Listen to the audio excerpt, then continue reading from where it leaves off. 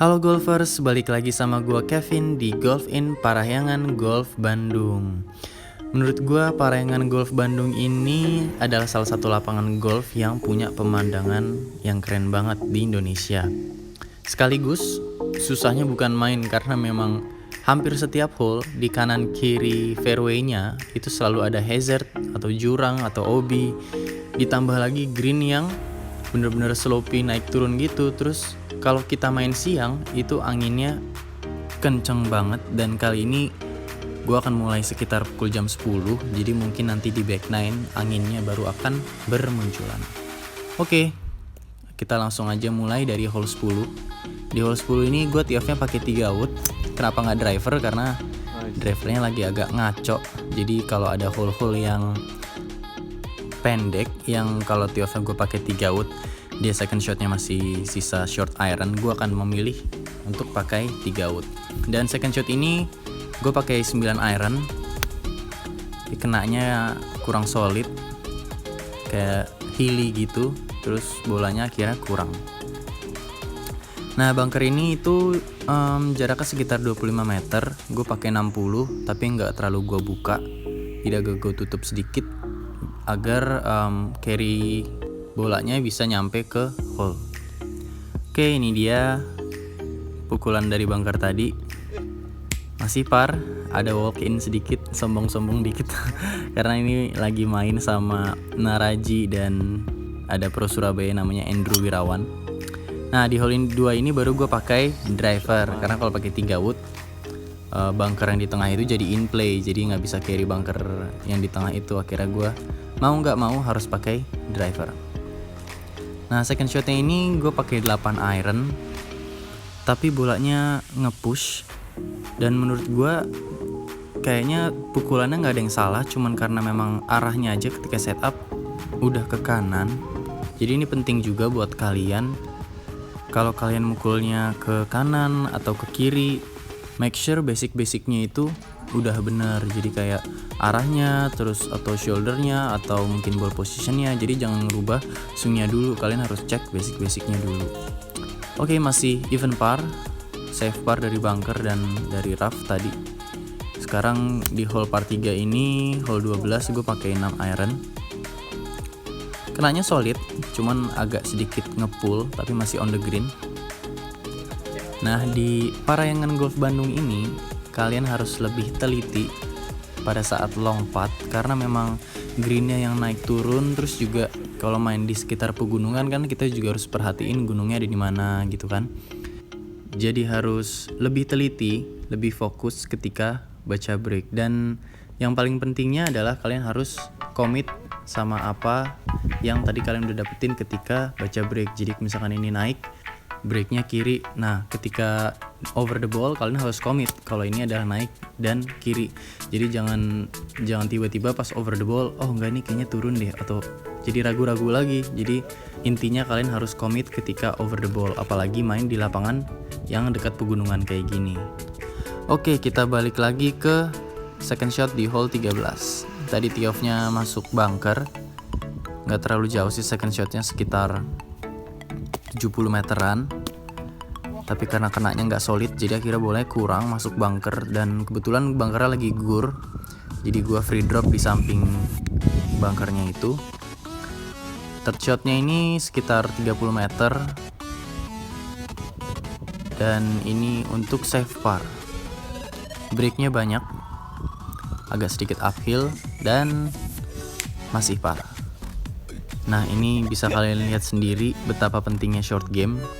Kayak tadi di hole 10 miss green masuk bunker, sisa jarak 25 meter, masih par. Hole 11 miss green, ngechip dari rough, jarak 20 meteran, masih par. Hole 13 miss green lagi, sisa 30 meteran, masih par. Jadi bayangin kalau misalkan tadi ada 2 kali atau mungkin 3-tiganya nggak safe par, artinya gue udah plus 2 atau plus 3 di 4 hole pertama. Terus main di lapangan yang susahnya setengah mati.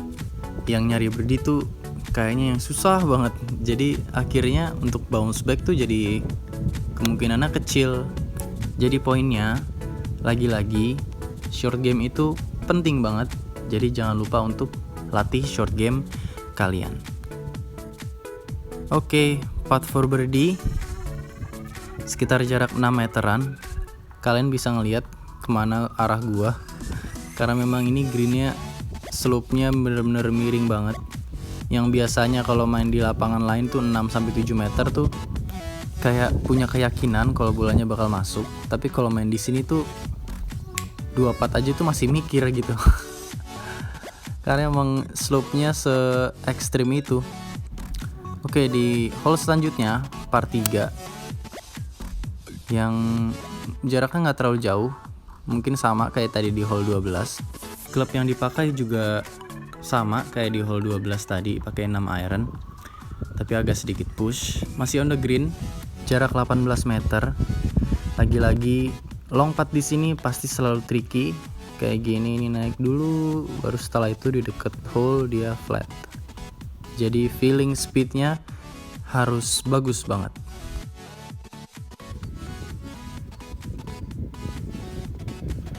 Masih par dan kita lanjut ke hole selanjutnya.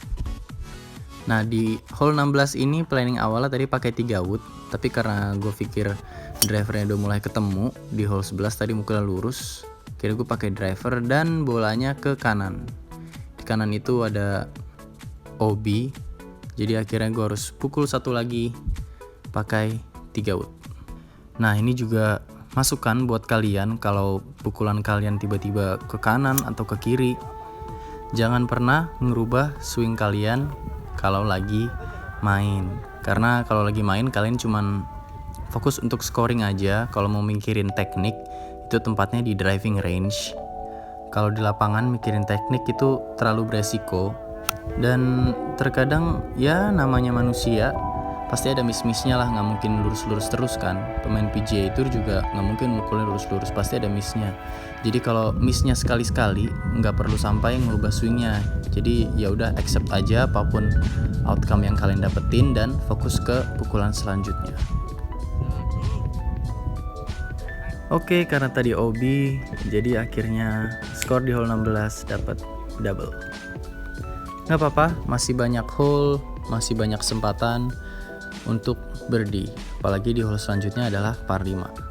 Jadi tee off kali ini penting banget, karena biar ngemudahin nanti second shotnya ke green.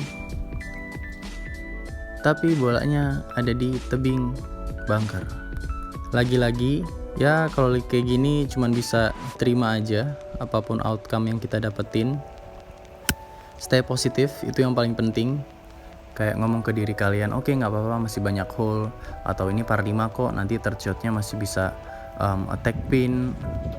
Nah, yang kayak gitu-gitu tuh lebih baik daripada kalian ngomong kayak, aduh harusnya nggak kayak gini, aduh harusnya nggak kayak gitu. Itu malah akhirnya nyalahin diri kalian sendiri, dan itu nggak sama sekali membantu untuk kalian bisa bounce back.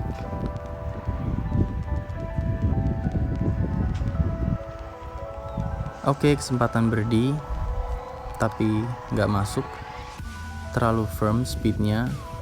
Nah, yang kayak gini-gini nih penting banget kalian untuk nyemangatin diri kalian sendiri untuk bisa stay positif dan terima apapun outcome yang kalian dapetin. Walaupun tadi itu kesempatan birdie yang bagus banget karena nggak terlalu jauh jarak bola ke hole-nya, tapi ya mau gimana, nggak masuk ya udah nggak masuk, kalian nggak bisa ngulang kan. Jadi lebih baik kalian fokus ke hole selanjutnya atau pukulan-pukulan selanjutnya. Nah, ini anginnya udah mulai muncul. Second shot ini sebenarnya bagus banget ke arah pin, tapi bolanya ketiup angin dari kanan. Masih on, tapi puttnya mungkin sekitar 20 meter dan lagi-lagi slope-nya tricky banget. Naik baru di dekat hole-nya dia flat. Jadi feeling speed-nya bener-bener penting banget kalau kalian mau main bagus di lapangan ini. Selesai sudah 9 hole pertama ini dan skor sementara adalah +2 atau 2 over. Oke, di back 9 ini mindset gue cuman pengen main sebaik-baiknya, nggak ada target skor, nggak ada target harus bounce back atau apapun itu, karena memang anginnya udah mulai muncul. Jadi pasti akan lebih sulit di back 9 ini. Takutnya kalau ada target skor terus nanti nggak berjalan sesuai target, takutnya nanti malah di tengah jalan akhirnya kita stres sendiri, dan stres itu yang akhirnya bisa ngebuat skor kita malah makin jelek. Jadi di back 9 ini gue hanya pengen bermain sebaik-baiknya. Kalau memang under ya alhamdulillah, kalau even nggak apa-apa, kalau over juga nggak apa-apa. Yang penting target gue adalah untuk bermain sebaik-baiknya. Oke, di hole 2 ini kalau nggak ada angin sebenarnya bisa 2 on, tapi karena anginnya ngelawan jadi akhirnya mau nggak mau ya harus lay up. Tee off-nya agak ke kiri tapi masih aman sebelum bunker. Dan ini dia tee off-nya tadi. Kali ini gue pakai 4 iron untuk lay up, sisain jarak sekitar 50-70 meter.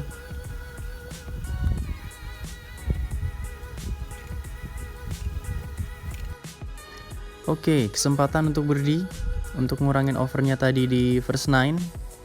Ini approach wedge jarak 60 meteran. Gue pakai 56, hampir masuk. Dan ini juga adalah salah satu contoh betapa pentingnya approach wedge jarak 100 ke bawah, karena ini juga yang bisa ngebuat si game kalian jadi C plus game, jadi nggak terlalu banyak banget overnya. Kita lanjut ke hole 3 par 4 jarak 434 yard. Dan di hole ini tee off-nya gue pakai 3 wood aja, karena kalau pakai driver nanti landing area di fairway-nya itu menyempit. Kalau pakai 3 wood dia masih luas landing areanya. Dan kali ini second shot-nya gue pakai pitching wedge.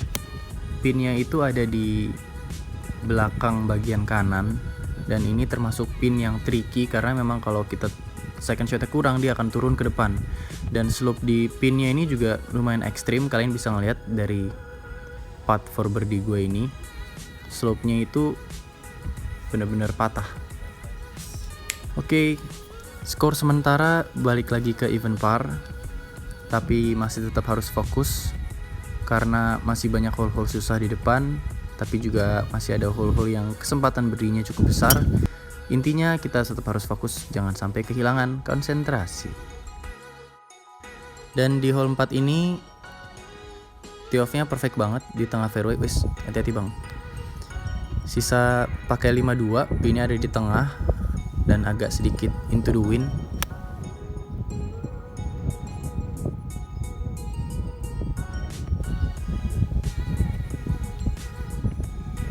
Kesempatan birdie lagi untuk ngebuat skor sementara menjadi under par, tapi nggak masuk karena ternyata breaknya nggak sebanyak yang diperkirakan. Tapi nggak apa-apa, hole ini adalah hole susah, indeks 1, jadi kalau par masih acceptable. Dan hole selanjutnya adalah par 3 yang cukup sulit. Sebenarnya distance-nya itu nggak terlalu jauh, tapi karena posisinya ini lagi angin ngelawan kenceng banget, jadi itu akhirnya yang bikin par 3 ini tricky. Bolanya on the green tapi on-nya agak sedikit di kanan, dan lagi-lagi long putt-nya tricky, sekitar 18 meteran. Dia naik dulu, setelah itu turun, dan turunnya ternyata licin banget, nggak sesuai yang gue perkirakan. Jadi putt for par-nya masih harus mikir.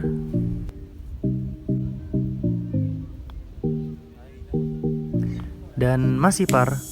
So kita lanjut ke hole selanjutnya.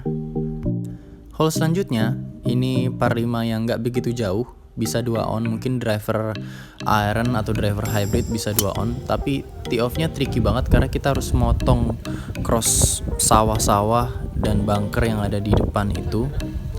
Jadi harus agresif di tee off-nya. Dan tee off-nya tadi agak sedikit nge-push, jadi bolanya masuk bunker yang di kanan. Di sini gue planningnya mulai apa aja pakai 5 iron, dan ternyata kejauhan. Harusnya tadi lay apa pakai 6 iron aja atau 7 iron. Jadi akhirnya masuk bunker lagi yang di depan. Dan bolanya ternyata ada di deket lip bunkernya itu. Jadi ini lumayan tricky juga. Di sini gue cuma berusaha untuk dapetin kontak solid aja. Karena kalau nggak solid, mungkin bolanya bakal bisa masuk ke bunker yang di depan lagi.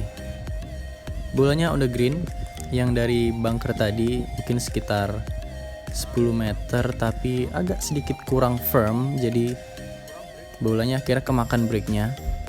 Sayang banget, padahal hole ini kesempatan birdinya cukup besar, par 5 pendek. Tapi nggak apa-apa, kita harus bisa terima dan fokus ke hole selanjutnya. Dan hole selanjutnya adalah par 4 yang nggak begitu jauh, tapi lagi-lagi tee off-nya itu penting banget karena fairway-nya agak sempit dan juga kita nggak bisa terlalu ngelihat fairway-nya karena ditutupin oleh pohon-pohon di depan tee box itu. Dan ini tee off-nya ada di fairway, sekitar 110-an second shot-nya ini, tapi ngepull. Sayang banget, padahal di sini kesempatan birdinya besar, tinggal sisa jarak 110-an meter, tapi nggak apa-apa. Lagi-lagi kita cuma bisa terima apapun hasil yang kita dapetin dan fokus ke pukulan selanjutnya. Dan ini dia putt for par. Kalian bisa ngeliat sendiri betapa kencangnya angin di Parahyangan Golf ini kalau main siang.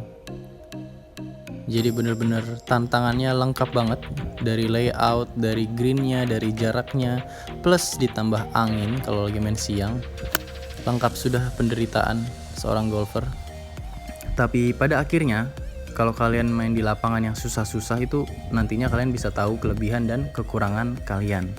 Kalau cuma main di lapangan yang itu terus yang kalian udah hafal, ya nantinya feedback tentang permainan kalian ya nggak terlalu banyak yang bisa kalian ambil. Kalau misalnya kalian main di lapangan yang kalian jarang main di situ dan lapangannya susah, di situ kalian bisa lebih melihat permainan kalian secara keseluruhan tuh kayak gimana sih. Jadi poinnya adalah nggak ada salahnya coba sesekali keluar dari zona nyaman kalian, main di lapangan-lapangan yang belum pernah kalian mainin sebelumnya. Nah dari situ juga kalian bisa belajar gimana caranya beradaptasi ke lapangan yang baru kalian mainin. Kalian juga bisa belajar gimana caranya nyusun course management yang benar. Dan masih banyak lagi hal-hal yang bisa kalian dapetin dari bermain di lapangan yang belum pernah kalian mainin. Oke, sekarang putt for birdie di hole terakhir untuk bisa main 1 under. Tapi kurang speednya karena memang agak sedikit naik. Gak apa-apa, masih oke, masih bisa main even par walaupun tadi ada OB. So itu dia episode Quick 18 kali ini di Parahyangan Golf Bandung. Semoga ada pelajaran-pelajaran yang kalian bisa ambil dari episode Quick 18 kali ini. Kalau memang video ini bermanfaat buat kalian, jangan lupa share ke teman-teman kalian biar teman-teman kalian juga bisa dapat ilmu-ilmu baru. So thank you guys for watching and see you next time.